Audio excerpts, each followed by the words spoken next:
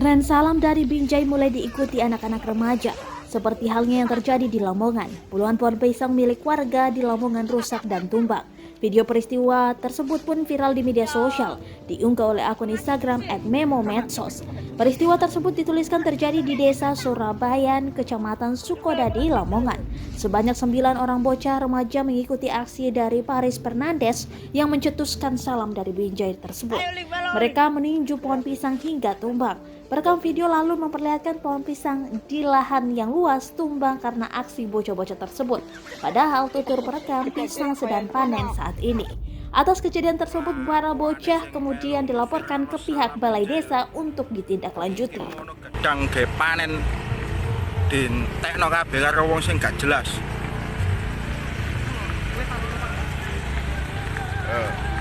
Entek lur gedange lur. Lah ngene lah kate panen piye lur?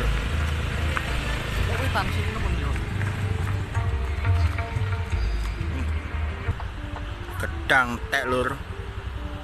Sing KPU ya ora ono. Dientek karo wong-wong sing melu viral salam Binjai tandurane wong tek kabeh gedang iki piye iki. Loh, rantas lur. Wis karek woe ngenteni matenge kena salam Binjai.